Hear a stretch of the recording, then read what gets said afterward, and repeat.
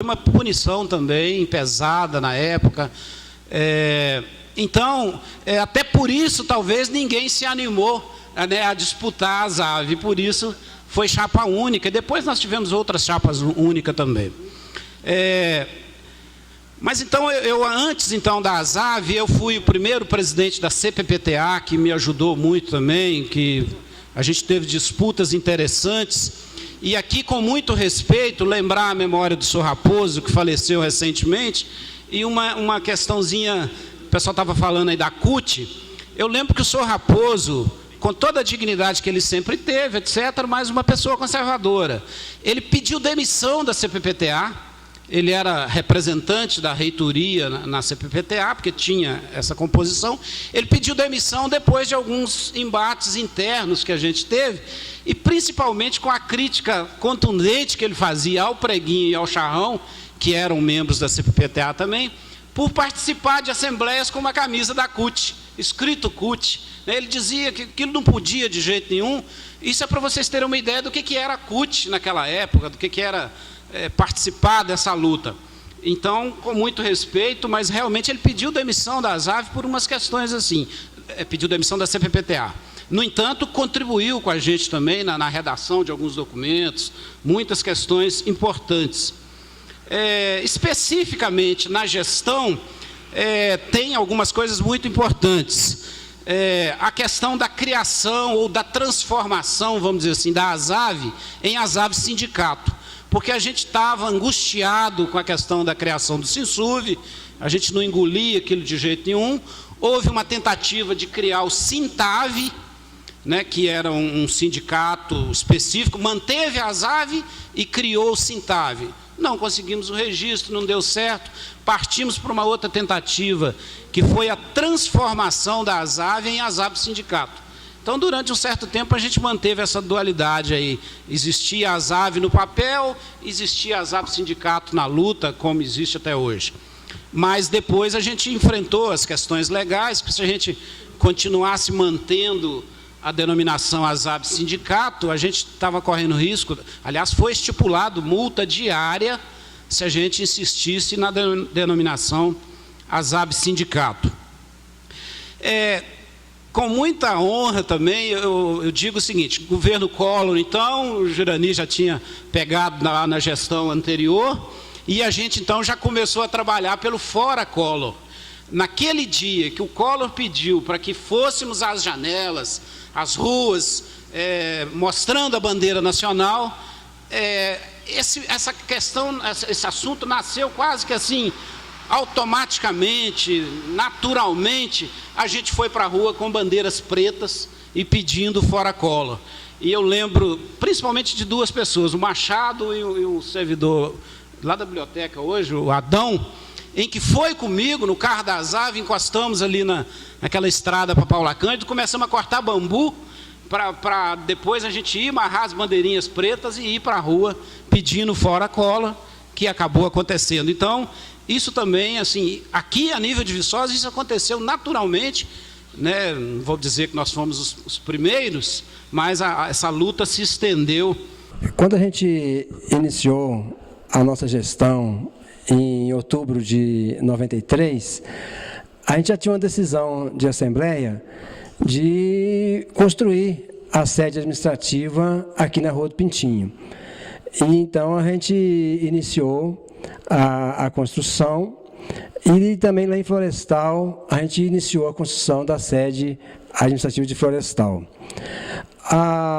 O ginásio ali já estava com a parte da fundação pronta, mas a gente decidiu não mexer no ginásio, porque a gente ia precisar de muitos recursos financeiros. A gente estava numa época onde a gente tinha grandes mobilizações e greves, e quase todo ano a gente tinha greve naquela época.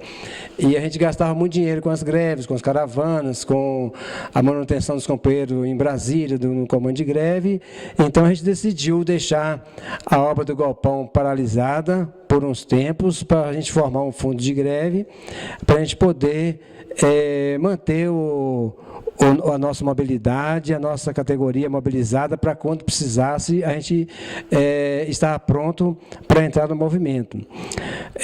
Naquela época, o governo federal ele era muito duro com a gente. E eu lembro que em 95 a gente tem aquela lembrança dos tanques que o Fernando Henrique colocou na rua lá em Brasília, e foi assim uma coisa inédita, né? Um tanque militar nas ruas de Brasília para brecar um movimento de trabalhadores, né, que nós estávamos lutando por várias reivindicações de salariais, né, e outros benefícios, né, e plano de saúde, e outros benefícios, e o governo, ele realmente, naquela época, ele nos tratou assim com muita dureza. Eu lembro que teve uma reunião lá em Brasília, que uma das secretárias, porque naquela época a gente não conversava com ministros, a gente conversava com o pessoal de terceiro escalão.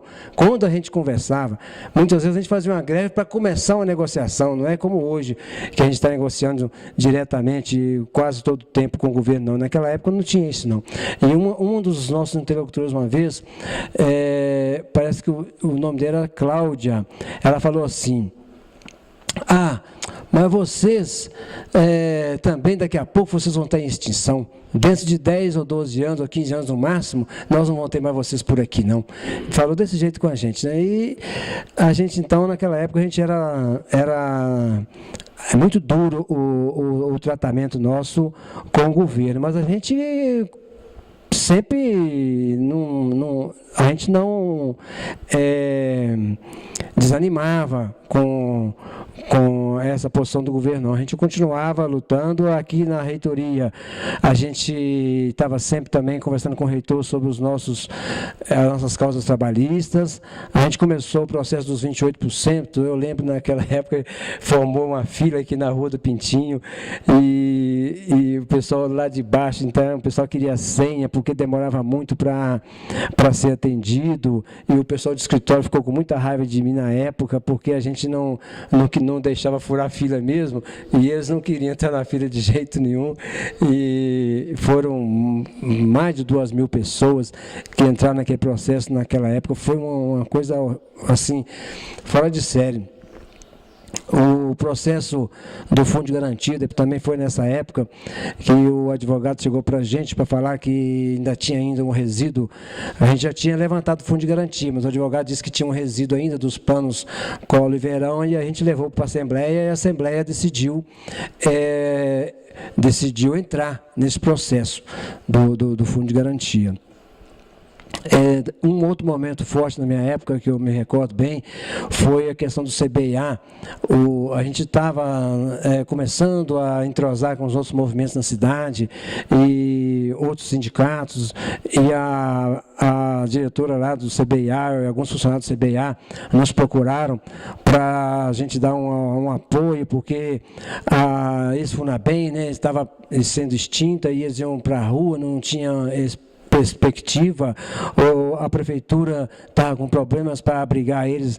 Alguns falavam que ia passar para a prefeitura, e aí a gente fez um movimento muito grande. A gente convocou várias autoridades da cidade. Eu me recordo que eu mesmo fui na casa do professor Fagundes, que era um adversário nosso, ferrenho aqui, mas a gente foi lá na casa dele. Eu fui lá e chamei ele para reunião também, para procurar manter CBA, e ele foi, o professor Bandeira foi, os outros reitores também foi, o prefeito da cidade era o Zé Américo, e não era o Zé Américo, era o Cezinha, porque o Geraldo Reis estava com problema. O Cezinha foi na reunião, o Zé Américo, ex-prefeito, foi na reunião também, né? E o Fagundes também foi na reunião, o Tony Scheck, todas as personalidades da cidade. Nós fizemos uma reunião lá do lado da Matriz, no Salão Paroquial, e conseguimos, através dessa reunião, mobilizar alguns deputados, algumas personalidades aí políticas do nosso estado, e a gente conseguiu, então, manter o CBA. Depois eles ficaram Eles ficaram ligados ao Ministério da Justiça por uns tempos e agora, recentemente, eles foram incorporados aí na universidade. Eu sofri muito com esse problema dessa acusação que eu tive na época de que eu teria forjado umas listas de servidores de ganho na justiça do Fundo de Garantia. Então, esse boato ocorreu aí durante o final do meu mandato e durante o ano de 96, quando eu já não estava mais na direção da ZAV. E eu gostaria de esclarecer esse detalhe para que a história possa realmente ser contada de forma verdadeira, né? Quando a gente recebeu a notícia de que havia um grupo de servidores, foi no mês de setembro, agosto, setembro de 95, a gente recebeu a notícia que havia um grupo de servidores que haviam ganho, estavam já ganhando a ação em algumas varas federais no Rio de Janeiro, a ação do Fundo de Garantia. Como essa ação estava sendo muito aguardada pelos servidores, a gente estava em assembleia na ocasião, lá no prédio da Floresta.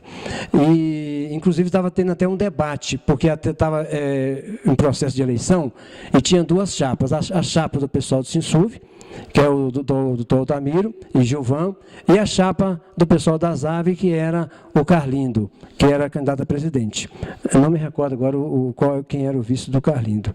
Aí, então, a gente recebeu a notícia, eu chamei, eu estava na mesa, eu saí da mesa, fui lá para fora no saguão do prédio Floresta, chamei o pessoal da minha diretoria que estava perto e conversei com eles. Escuta, dou a notícia ou não dou a notícia?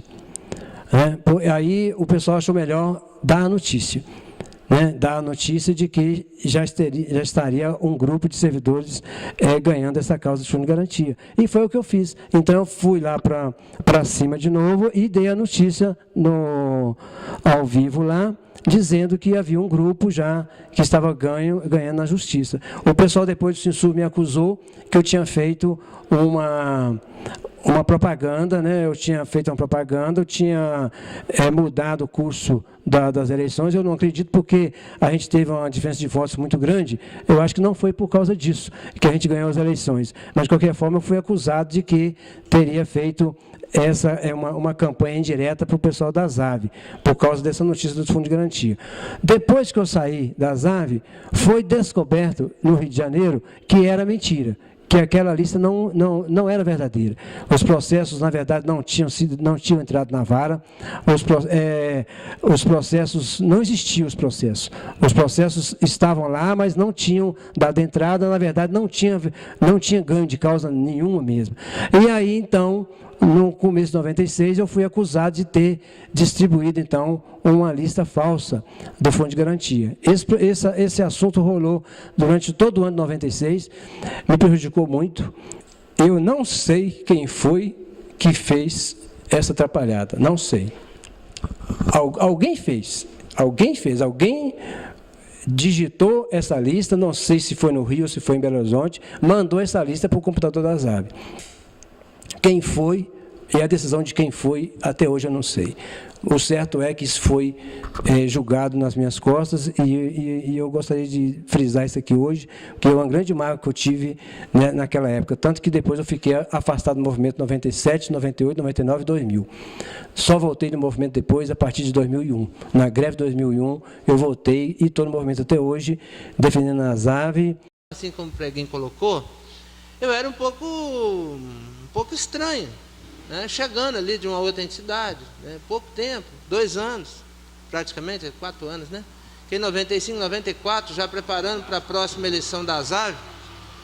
Aí, como eu queria fazer a mesma, da forma que o Preguinho colocou, eles me pegaram, eu era um ponto, eles me pegaram e falaram, você vai ser o presidente, né? E assumi, e realmente eu vinha com muita insatisfação naquele momento. Era uma transformação, era uma mudança que é mundial, né? E estava acontecendo a consumação, vamos dizer, realização plena do plano neoliberal, né? O governo, um sistema mundial aí que ninguém conseguia segurar, mas a gente parecia que estava tentando segurar. Então o peso da minha gestão passou pelo o governo FHC, que foi a implantação do Plano Real, que foi um pouco dolorido no início e, de certa forma, o que mais pesou em cima do servidor público foi o congelamento do salário, né? Porque a gente já vinha congelado, ali continuou mais ainda. E a defasagem, o congelamento do dólar, que parecia que exigia que as coisas ficassem ali ancoradas, mas na realidade isso não acontecia, porque o nosso salário congelava no dólar, mas só que as coisas aqui estavam no outro nível. Então eu lembro muito bem que eu fiz um orçamento do meu salário, que eu gastava 3 vezes mais do meu salário. Então eu falei, eu tenho que abrir terra aí, tenho que correr. Cheguei a apresentar isso na época. Era muito difícil conviver com essa realidade. Então eu abracei a luta, primeiro porque eu queria lutar pela reposição salarial, que o governo tinha defasado, arrebentado o salário mesmo. E foi uma das bandeiras, e a gente puxou greve por isso, apoiamos greves, né, nacionais por causa disso, tentando recuperar o salário do servidor. E o nosso fundo era esse, mas tinha muita luta política, assim como foi a não reeleição da FHC, que foi dura, a gente fez greve por isso, né? Era muita corrupção no Congresso Nacional, foi toda comprada, né? A gente acompanhou isso, né? A reeleição da FHC foi toda comprada pelo Congresso, aprovou a custa de dinheiro, tá? E a gente em cima, sentindo isso na pele, e fizemos vários assentamentos em Brasília, né? Acampamento e movimento, e é o circo mesmo, e a gente estava ali em todos os momentos. E enfrentamos a situação, então, por causa dessa questão neoliberal, que ficou aí para realmente fechar, foi terceirizar tudo, né? Então, toda vaga que surgia do servidor naquela época, a gente, como vai repor? Aposentou. Ah, não, agora contrata pela Funarp. Então, hoje, é a realidade da UFV, contratação e convênios, e etc, né?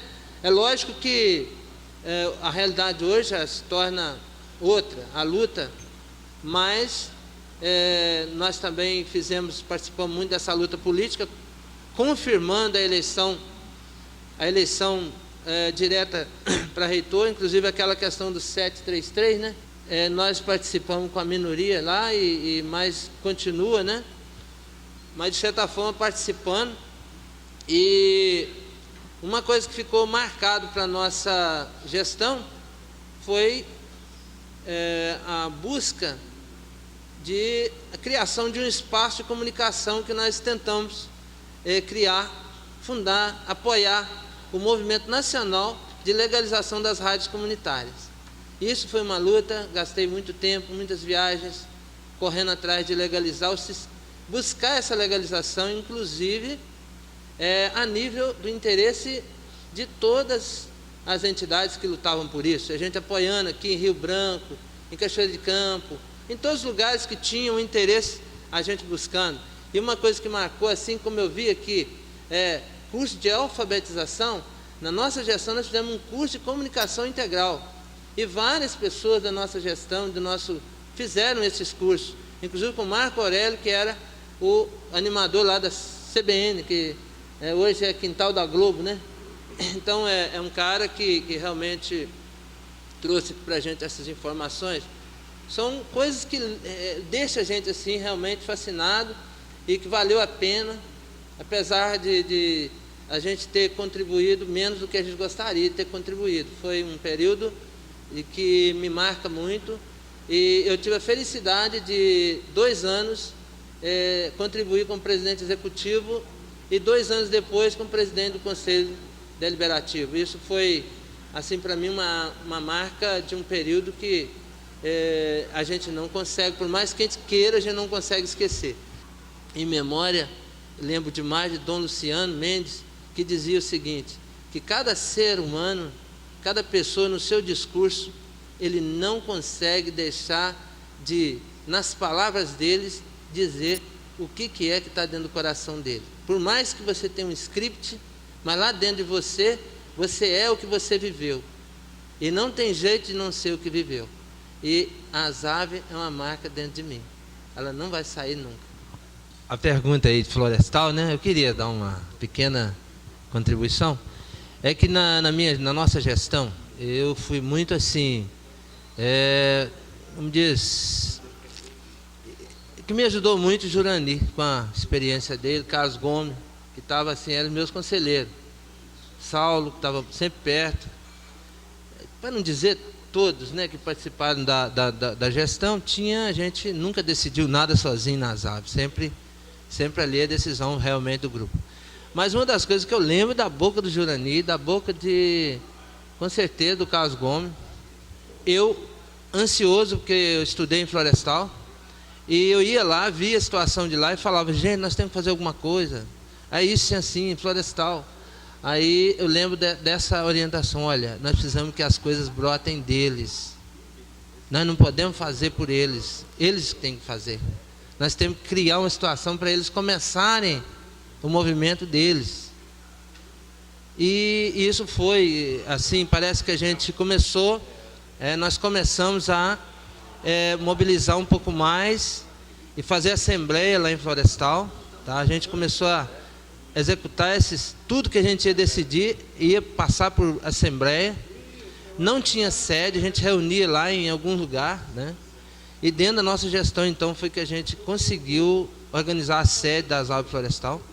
Realizamos o congresso das aves para tentar reconstruir o estatuto, né? Fazer uma mudança estatutária, com um congresso lá em Florestal, mobilizando mais.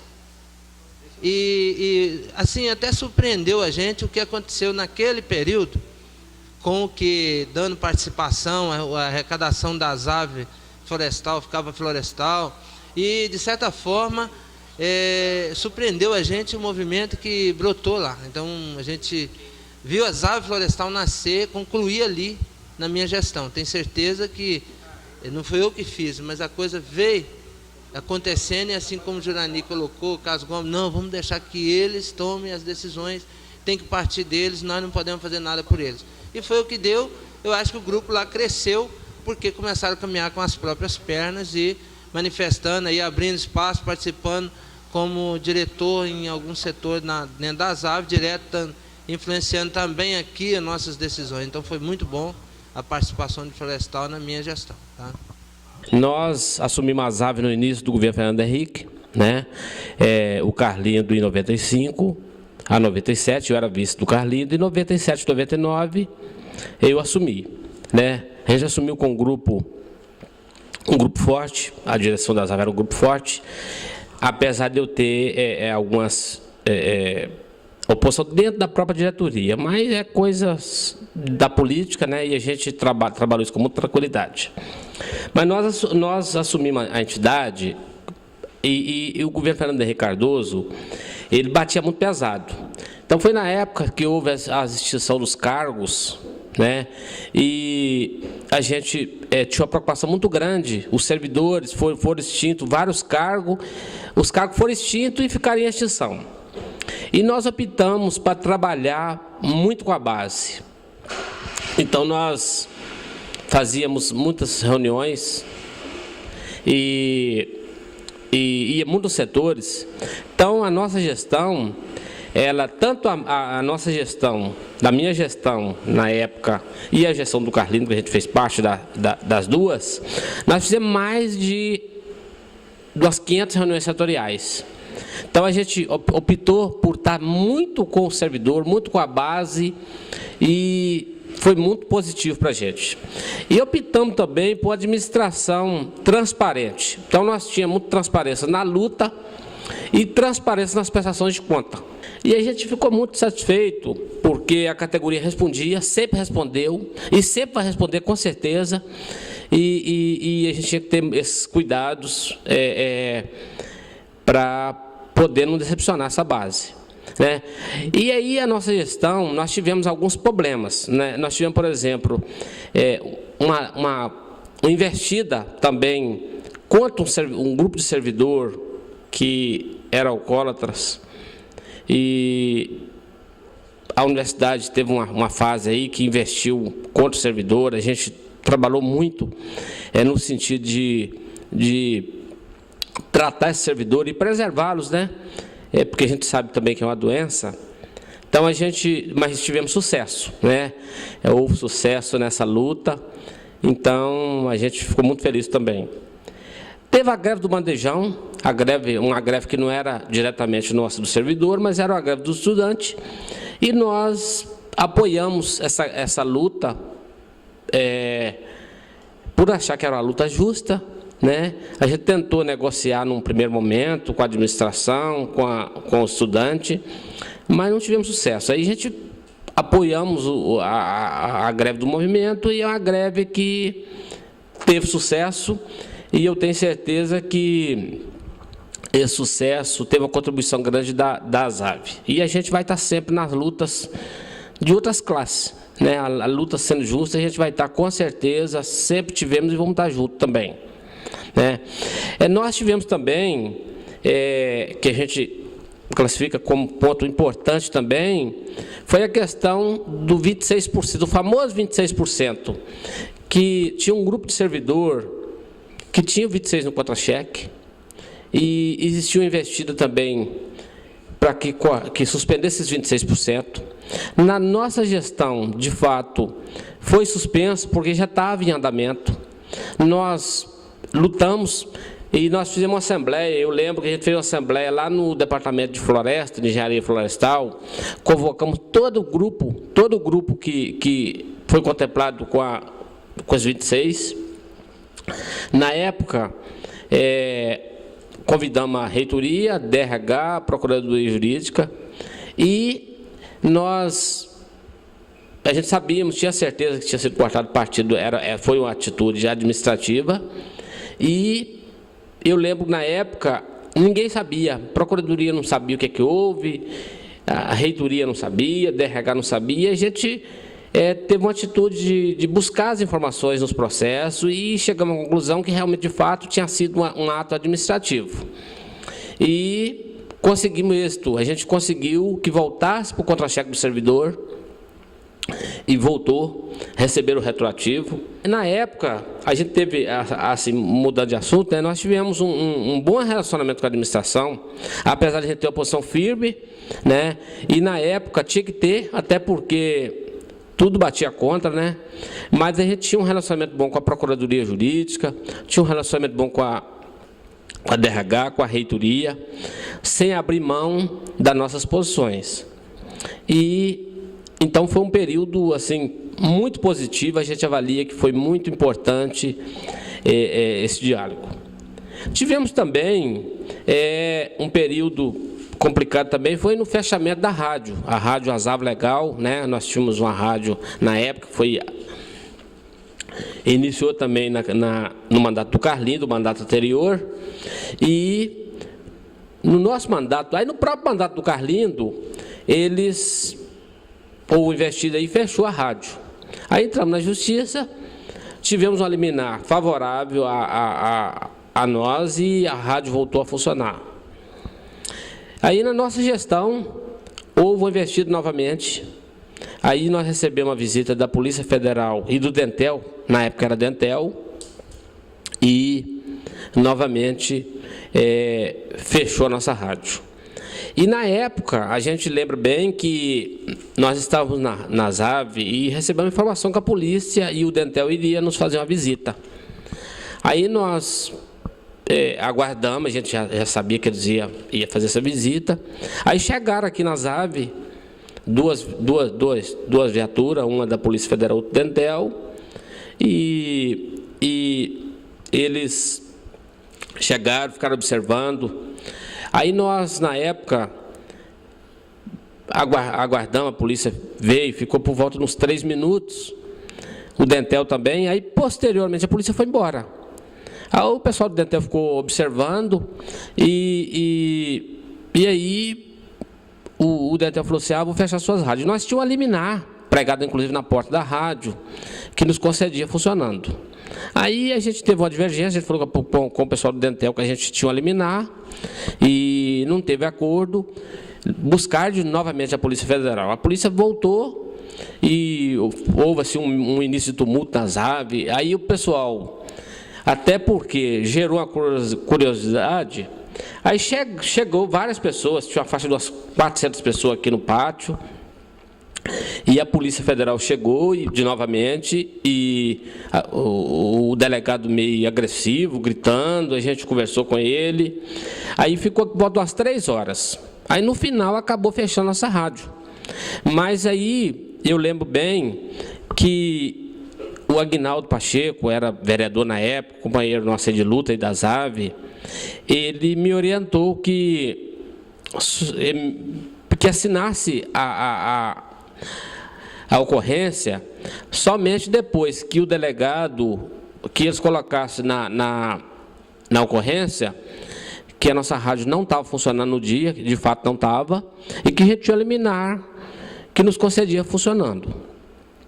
Aí o delegado argumentou que a liminar tinha sido cassada, nós colocamos para ele que a gente queria ver a cassação, que nós estávamos mostrando a liminar, e aí ele não nos mostrou na época e acabou fechando essa rádio. Aí colocamos para eles que ele na época do fechamento ele foi autoritário, e era abuso de poder, porque nós mostrávamos para ele a liminar, e aí acabou fechando. Aí nos convidou para ir Belo Horizonte, na Polícia Federal, nós fomos, o Aguinaldo foi conosco, né, e prendeu nosso equipamento. Mas, no final, o próprio delegado reconheceu que a nossa liminar tinha sido cassada de fato, mas o delegado reconheceu que a gente tinha razão, porque ele não nos mostrou a cassação, e nós tivemos até o próprio delegado da Polícia Federal na época, ele contribuiu muito para liberar o nosso material. Então, nós, quando fechou o nosso mandato, bem nos últimos dias, nós conseguimos retornar com o material aqui para a rádio. E também, a gente não pode esquecer também das nossas lutas com os companheiros, por exemplo, do Campo Avançado. Nós tínhamos um relacionamento muito bom com o Campo Avançado, com Capinópolis, Florestal, o campus aqui, Rio Branco, Ponte Nova, Araponga. Então, a gente tinha, cada setor desse tinha um representante que participava com a gente e representava o setor, participava do nosso movimento, participava da Assembleia, e era um diálogo muito, muito importante para o crescimento da nossa entidade. Olha, eu tenho muito mais para falar dos anteriores, porque foi o que norteou nossa caminhada. Foi um fato aqui que foi omitido e que eu vou ressaltar aqui. O segundo maior ganho político da entidade durante a nossa passada aqui pelas aves, foi o assento no Conselho Universitário, na gestão do professor Chaves. Foi uma das conquistas de espaço, onde a gente estava disputando espaço com os professores, porque a gente era com direito só de voz. Esse foi um detalhe que realmente marcou. E outro detalhe foi realmente a caminhada da construção, né, do fortalecimento dos companheiros, no sentido de aglomerar forças para poder fazer um embate com o governo, porque uma entidade isolada só não consegue fazer